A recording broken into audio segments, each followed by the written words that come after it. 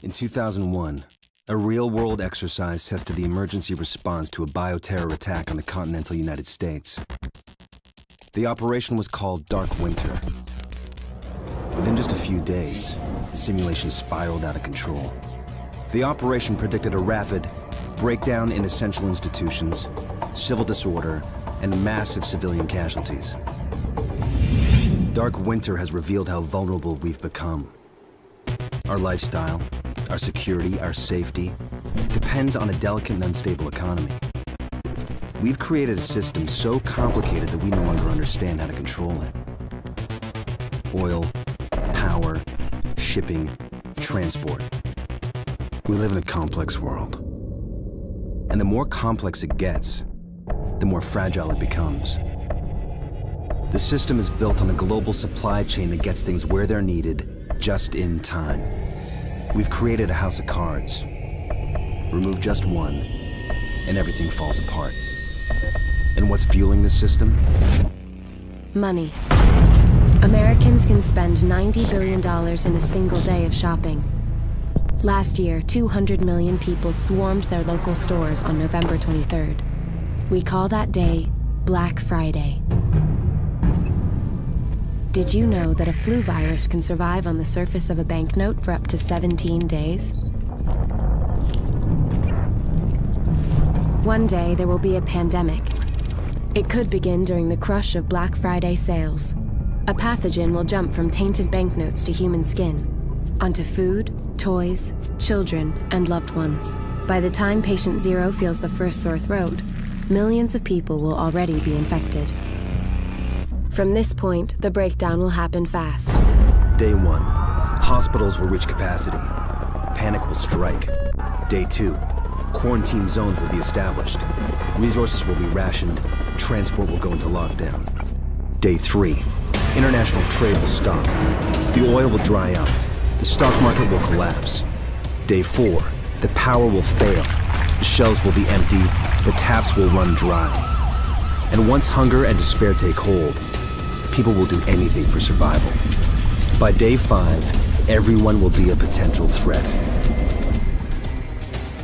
In 2007, a new presidential directive was signed quietly into law.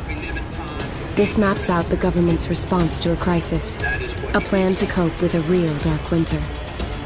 It is known as Directive 51.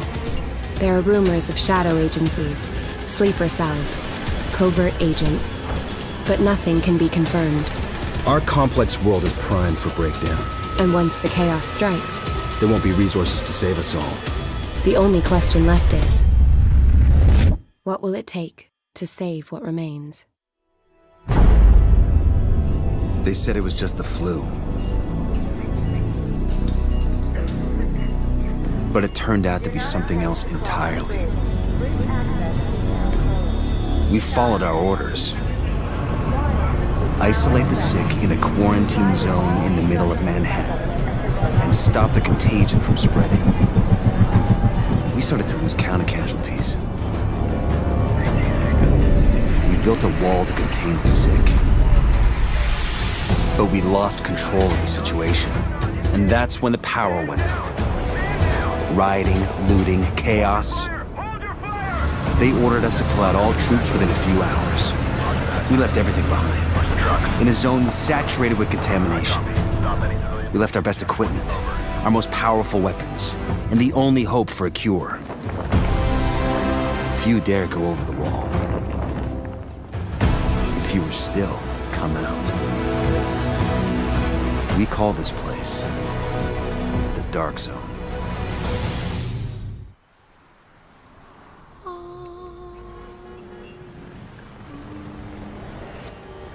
It's hard to watch something you love destroy itself, to see it fall apart.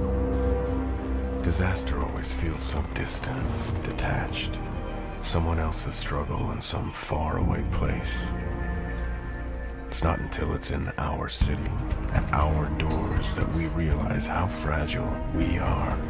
All of us. All of this.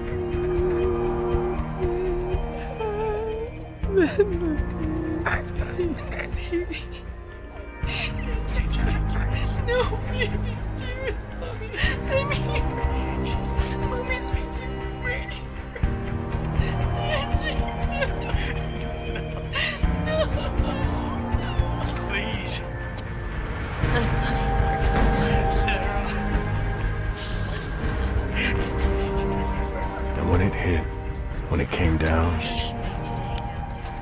down hard.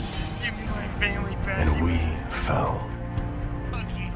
We buried ourselves in anger, fear, and the instinct to survive. I'm sorry, Sarah. I'm just not strong enough.